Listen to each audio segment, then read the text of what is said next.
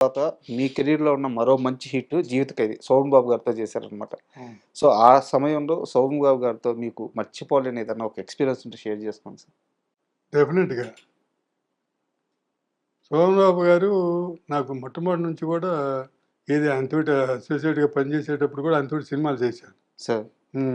'జేబు దొంగ', ఆహ్, 'జీవిత చక్రవర్తి', 'మిస్టర్ విజయ్' అని చెప్పనేసని. హ్మ్. ఆ తర్వాత కోదండరామిరెడ్డి గారు చేసిన సినిమాలకి ఆయన చేసిన వాటిల్లో నేను చేశాను. హ్మ్. బాగా పరిచయం ఉంది. బాగా ఇష్టం కూడా అనమాట. సార్. ఇద్దరు అజయ్ అంటే బాగా ఇద్దరు చేసేవాడు. అక్కడ ఒకసారి రేస్ కోర్స్‌లో ఇది షూటింగ్ జరుగుతుంది. హ్మ్. మద్రాస్ రేస్ కోర్స్‌లో. రేసు జరుగుతుంది. బట్ బెంగుళూరులో గుర్రాలు పరిగెత్తి ఇక్కడ కూడా కట్టడాలు ఇదంతా ఉంది. మేము షూటింగ్ ఉందని చెప్పనేసి సరదాగా పోయి నాకు మామూలుగా మధుసూదనరావు గారును, సుందరమూర్తి గారు నన్ను వాటికి కట్టమని చెప్పని పంపించేవాడు. హ్మ్. సో, నాకు అది కొంచెం తెలుసు.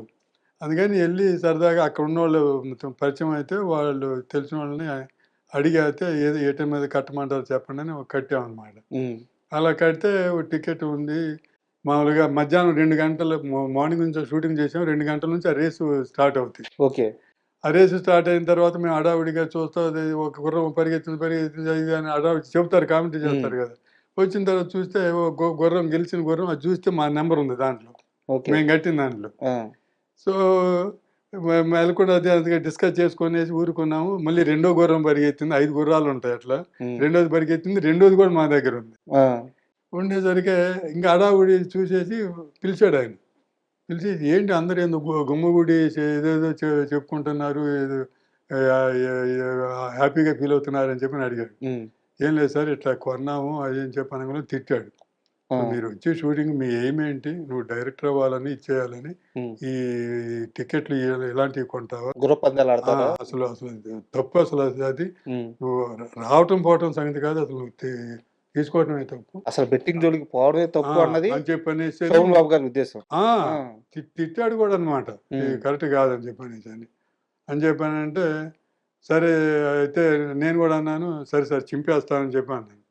కొన్నావు కదా! ఉంచుకో. కానీ మళ్ళీ రెండోసారి ఎప్పుడు దాని జోలికి పోకు. హ్మ్. నా ఎయిమ్ ఏంటంటే, నా ఉద్దేశ్యం కూడా నీకు రాకూడదనే అనుకుంటున్నాను. హ్మ్. ఎందుకంటే వస్తే చెడిపోతారు. ఆ! ఇక నువ్వు అది గాని వచ్చిందంటే ఇంక మీరు చెడిపోతారు. హ్మ్. ఇంకెన్ని చెప్పినా ఇది వదిలేస్తారు. వాటి వైపు వెళ్ళిపోతారు అని చెప్పనేసి అంత కటువుగా చెప్పాడు. సరే. సరే అని చెప్పనేసని మూడో గుర్రం కూడా వచ్చింది. మెలకుండా ఊరుకున్నాం. ఏమైంది మూడోది కూడా వచ్చిందని ఆయన అడిగాడు. ఆ! వచ్చింది సార్ అన్నాం. హుషారు లేకుండా.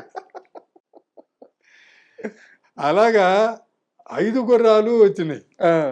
5 గుర్రాలు వచ్చేసి మా దగ్గర హుషారు లేదు. అది అని చెప్పనేసి 5 గుర్రాలు వచ్చాయి. సరే అన్నీ వచ్చినాయి సార్ అని చెప్పంటే, ఇంక అక్కడి నుంచి క్లాస్ తీసుకున్నాడు. హ్మ్. మీరు చెడిపోయే టైం ఇది. డబ్బులొస్తాయి. ఆ డబ్బులు నువ్వు తీసుకెళ్ళేసేసి నాకు చూపెట్టు. ల్యాండ్ కొను. ఒక్క రూపాయి కూడా నువ్వు ఖర్చు పెట్టుకోవడానికి లేదు. హ్మ్. ఏదో మీ ఫ్రెండ్స్‌కి పార్టీ ఇవ్వటానికి గాని, ఈటికి గాని. అయ్యేమైనా తెలిసేదనుకుంటే నువ్వు సంపాదించిన దాంట్లో పెట్టు. హ్మ్. అది మాత్రం కంప్లీట్‌గా ల్యాండే కొనాలి నువ్వు. హ్మ్. అని చెప్పనేసి ఇయన్నీ చెప్పాడు. ఎంతొచ్చింది సార్ అసలు ఆ రోజు?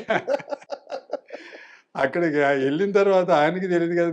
మేము మేము అక్కడ అడిగి పెడితే అన్ని ఫేవరెట్ గుర్రాలు పెట్టారు. హ్మ్. అయి వస్తాయని అందరికి వాటికి కడతారు. ఎక్కువ మంది కడితే డిస్ట్రిబ్యూట్ అయిపోద్ది. హ్మ్. వచ్చింది 2000. 2000 ఆయనకి తెలీదు ఎంతొచ్చిందని. దాని తర్వాత చెప్పాం. ఆ! అప్పుడు లేదు. అప్పుడు ఎళ్ళిపోయాడు. హ్మ్. ఎళ్ళిపోయి 5 గంటలకి మళ్ళీ షూటింగ్ 6 గంటలకి ఎళ్ళిపోతారు కదా! హ్మ్. సరే మళ్ళీ మరుసటి రోజు షూటింగ్ దగ్గర కలుస్తాం కదా! హ్మ్. సరే 2000 వచ్చింది అని చెప్పానంటే, ఆ 2000 అయినా సరే నువ్వు ఎక్కడో ఒకటి ఇన్వెస్ట్ చెయ్యి. 2000 అయినా సరే. హ్మ్. నువ్వు మాత్రం నీకు ఖర్చు పెట్టబాకు అని చెప్పానన్నాడు. డబ్బు విషయంలో అసలు ఆయన చాలా పర్ఫెక్ట్‌గా ఉంటారు. పర్ఫెక్ట్ అను అందరికి చెప్తాడు. హ్మ్. మనం ఇదే దాచుకోకుండా. అలా ఉంటే సరే నేను 'జీవిత ఖైదీ' సినిమా చేస్తుంటే మామూలుగా అసోసియేట్ నుంచి తెలుసు కాబట్టి ఫ్రెండ్‌షిప్ బాగానే మా అజయ్ అని చెప్పి బాగా మాట్లాడుతుంటాడు, చేస్తుంటాడు, జోక్స్ చేస్తుంటాం. బాగా ఇదిగా ఉంటాం. హ్మ్. సరే దాంట్లో 'మాతృదేవోభవ' షూటింగ్ జరిగేటప్పుడు ఈ ఫంక్షన్ పెట్టారు 'కెఎస్ రామారావు' గారు 100 డేస్ ఫంక్షన్. హ్మ్. ఒక తోటలో పెట్టాడు. తోటలో పెడితే ఆయన్ని పిలిచాడనమాట వచ్చి. నేను కూడా పని చేస్తున్నాను కాబట్టి ఆయన హీరో హీరో కాబట్టి గారు గూడా ఆ! వచ్చారు. ఆ! హ్మ్. హీరో గారిని ఇన్వైట్ చేశారు. హ్మ్. ఇన్వైట్ చేస్తే ఏమయ్యా మీ ప్రొడ్యూసరు ఫంక్షన్‌కి రమ్మన్నాడు. నన్ను గెస్ట్‌గా ఇన్వైట్ చేశాడు అని చెప్పానంటే, మంచిదే కదా సార్ అని చెప్పాను నేను. హ్మ్. హ్యాపీ సార్ నాకు గూడా అని చెప్పి. మీరొస్తే ఇంకా హ్యాపీ అంటే, మరి ఇది మాట్లాడాలంటే నేను సినిమా చూడలేదు కదా! వినటమే గాని అని చెప్పానంటే, అదేం సార్ చూపిస్తామని ఆ నైటు రామారావు గారు షో ఏసేసి చూయించాడు. హ్మ్. చూయించిన తర్వాత నేనెళ్ళలేదు ఇంక. మా షూటింగ్ ఆ గొడవ ఉండేది. మరుసటి రోజు షూటింగ్‌కి మామూలుగానే వచ్చాము. వచ్చేసిన తర్వాత శ్రీనివాసరావు గారితోటి ఈయన సోమబాబు గారు శ్రీనివాసరావు గారు నేను చాలా తప్పు చేశానండి ఆ అజయ్ విషయంలో అని చెప్పి అన్నాడు. చదలవాడ శ్రీనివాసరావు గారితో. ఆ! ఆ! ఆ తప్పు చేశానని చెప్పంటేను, ఏంటండి ఏం జరిగింది ఏంటి అని చెప్పి ఆయనేమనుకున్నాడంటే, నేనేదో ఆయన్ని హీరో గారిని ఏమన్నా అన్నానేమో, ఆయన కోపం వచ్చిందేమో చెప్పనేసి హ్మ్. అదేం లేదండి ఏదైనా ఉంటే నేను చెబుతాననే పద్ధతిలో మాట్లాడాడు ఈ శ్రీనివాసరావు గారు. హ్మ్. ఏం చెప్పానంటే, అది కాదండి రాత్రి 'మాతృదేవో' సినిమా చూశాను. నన్ను గెస్ట్‌గా పిలిచారు కదా! చూశాను. హ్మ్.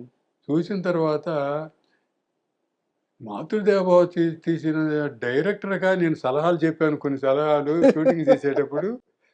నేనెంత తప్పు చేశానో నాకప్పుడు అర్థమైంది ఈ సినిమా చూసిన తర్వాత. మన అజయ్ ఇంత ఇప్పుడు అసోసియేట్‌గా కూడా తెలుసు కాబట్టి హ్మ్. ఆయన చనువుడింది. ఆ!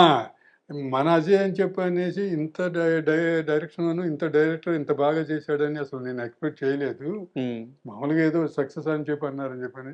నేనది చూసిన తర్వాత నేను ఫీల్ అయ్యాను.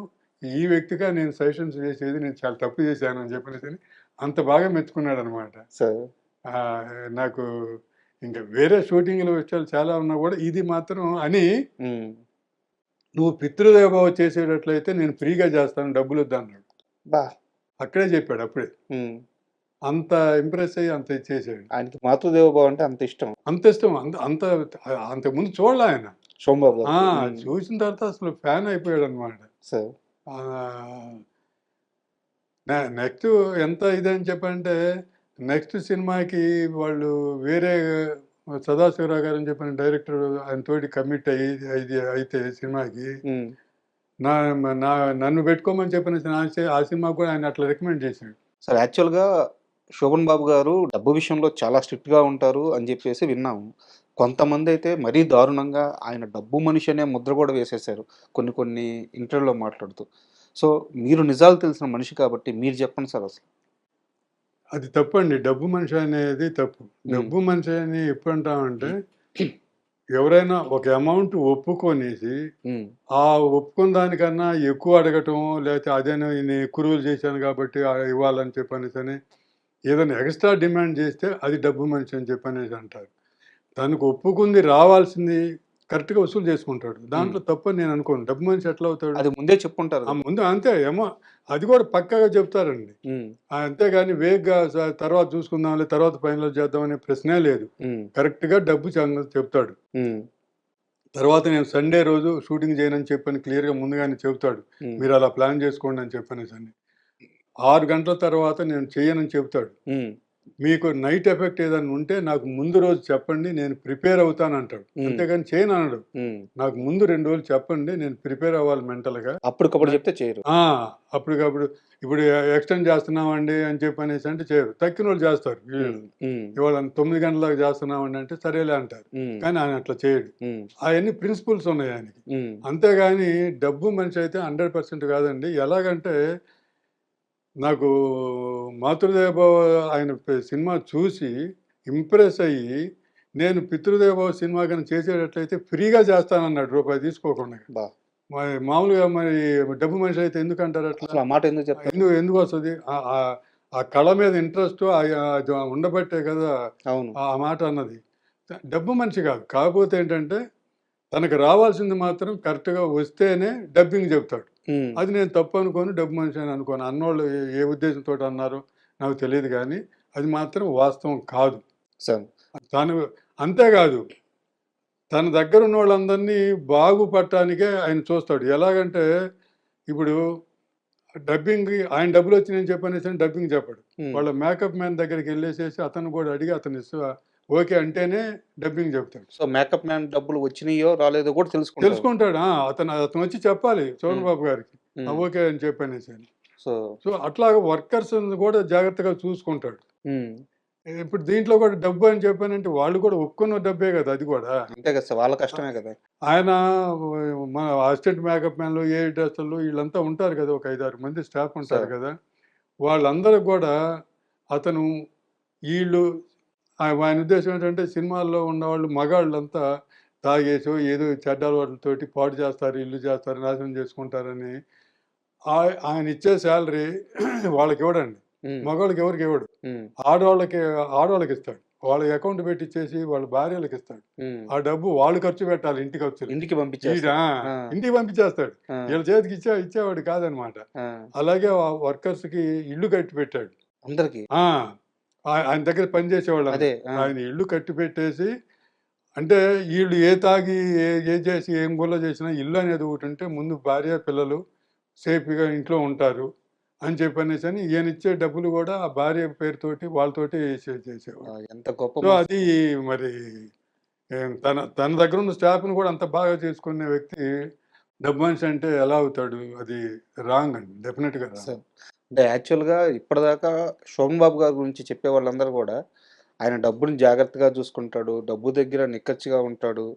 ఇలా చెప్పిన వాళ్ళే గానీ, నిజంగా తన దగ్గర పనిచేసే స్టాఫ్‌కి గానీ, వాళ్ళ ఇంట్లో అవసరాలు గుర్తించడం గానీ, అవును. వాళ్ళకి ఇల్లు కట్టించడం గానీ, ఇలాంటి విషయాలు చాలా తక్కువ మందికి మాత్రమే తెలుస్తాయి. ఇప్పుడు ఈరోజు ఒక్కటి మెంటాలిటీ ఇది ఆలోచించండి. 'శోభన్ బాబు' గారు కొన్ని వందల మందికి సినిమాలో పనిచేసే వాళ్ళకి మీరు జాగ్రత్తగా ఒక రూపాయి ఉంటే ల్యాండ్ కొనుక్కోండి. ఆ ల్యాండ్ ఎప్పటికైనా పెరుగుతదని చెప్పనేసని ప్రతి వాళ్ళకి చెప్పాడండి. సార్.